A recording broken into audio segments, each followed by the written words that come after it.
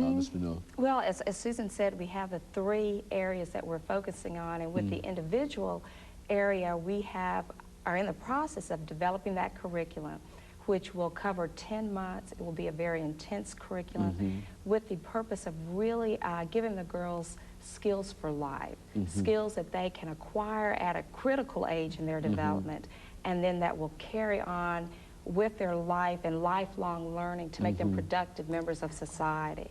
So currently the girls program is a 5-module curriculum starting with discovering who am I, and increasing their self-esteem, and moving through 5 modules to what do I want to be. So taking them on that journey from who am I to what I want to be. Again, it's a 10-month curriculum. Also, because we've got the 3 levels working with the girls, the family, and the community, the family component will mirror what the girls are learning. So we're really trying to build on the strengths of the family, and plus have community activities as well. So the whole community embraces the program, and it's really a resource for the whole community. Now, how could this system be applied? And I say this from the point of view of that being a very good outline in terms of the effectiveness that you anticipate the program will have. But at the same time, how many young people are we affecting with such a program? And I raise this question as to how could the perhaps school system tie into such a system? The Y certainly is a good place to start, but it does seem to be a very small number of people that you would be able to have involved in this program. What we're going to be doing is, it is a 4-year program, and being that it is a demonstration program, one thing that we will be doing is evaluating the results as we go, because we really want to make sure that we're applying the best technology approaches possible. Then at the end of the 4th year, what we hope to do is to draw together people from around the Nashville community and go through and train other people to deliver this program so that it can extend out beyond the Y to other community groups. And we've already met with many of those groups to prepare them and to have them part of the process. Then additionally, the Center for Substance Abuse Prevention has provided us funding to disseminate this program. There will be a binder that will have the curriculum outlaid as well as a videotape, and we'll be distributing over 2,000 of these across the United States. We'll be publishing in journals, presenting in conferences, and doing as much as we can to, as you would say, extend the word and have a larger impact. Very good. And I think, when, excuse me, Ms. AVienneau, when we look at this group in terms of the Y, what are some of the problems, or what are some of the challenges that you see in terms of simply dealing with them? I think when we talk about African-American males, we say that, well, the reason that they're endangered is because 1, 2, 3, 4, 5. Well, what we'd like to do today is to look at the African-American female and to say that the reason that perhaps she is in the situation that she is in certainly might have something to do with the African-American male or whatever, but to see if you could give us some causes for some of the things that we're dealing with here. Well, research has shown that young girls at this age are at a critical point, and their self-esteem tends to drop dramatically. So what happens is, once that self-esteem starts to drop, the temptations that are out there become very easy for them to grab hold of. So we find that it's critical to get them at this age, right, before adolescence really kicks in, and give them alternative activities, give them life skills such as decision-making and communication skills, letting them learn about the effects that alcohol, tobacco, and other drugs have on the body, because again, we just know from the research that their self-esteem drops so much, and that's so critical to their development.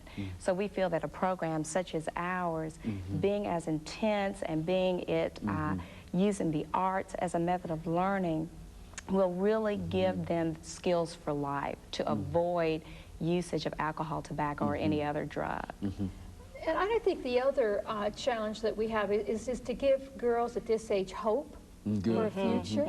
I think that's so critical. Being a mother of a 13-year-old daughter, I know how girls think of the now They think about a Friday night.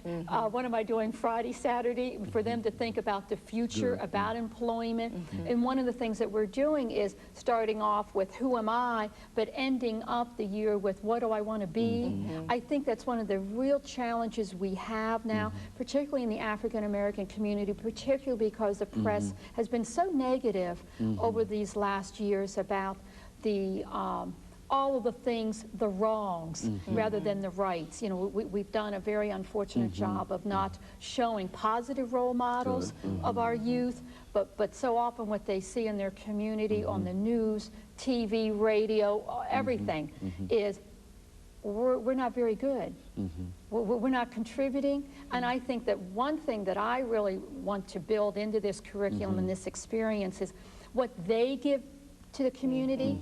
I think that's so important for them to be valued and to see themselves being valued.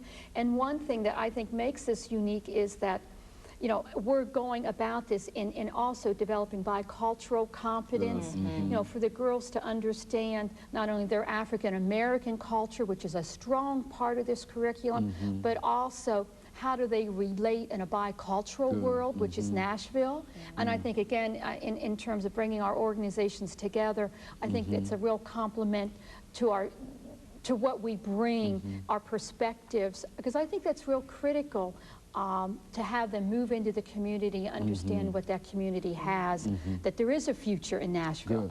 And I think that is so important for us to start building. So that's, you know, in terms of some of the challenges, I think is showing them that there is a future. What about participants? I mean, certainly the program is probably open to almost first come, first serve, I would imagine. But let's look at participants and persons who might be watching this show this morning, who would be interested in perhaps finding out more about the program and indeed becoming a part of that program. What could you tell them this morning? Well, actually, it is very targeted. We have targeted Cameron School to have the program there, and also the Napier-Suticum community. So it's that entire community. We'll work very closely with the schools in recruiting the young girls. We are targeting 50 African-American girls each year. And again, it will be in close partnership with the schools, and we have a relationship with them. As far as people wanting more information about the program, we encourage that. We will be developing a volunteer/role model component, and so we welcome people calling in. We will also have guest speakers, plus field trip opportunities for the girls. So people see that that's a possibility, whether it's their organization that they work in or if they'd like to be a guest speaker, we welcome that because we know that is also going to enhance the program. And as Susan said, give them a sense of hope. You know, seeing someone in a certain profession, hearing how they got there, we know how much that enhances the program. And you've already indicated that school connection, I think, Ms. Dixon. Exactly. And I think the other thing about the community connection is that we have a very strong advisory board. We have folks on there representing the school system, Dr. Benjamin, Mr. Martin from the Cameron School. We have people from the community, from the media. We have Denise Ragland. We have Jackie Jones, who's also working on our communications plan. We have people from the YWCA. So we're trying to really build that network to the community now so that there is an investment in working with these girls beyond the program, and I think drawing to the attention of the Nashville community that this population is a population that is deserving of programs and opportunities. Now, will participants be involved in this program for the entire 4 years, or what? Will they come and go, or is there, what about that? I mean, right. They will be in it for a 1-year period where they will be involved in the intense curriculum, the 5-module curriculum.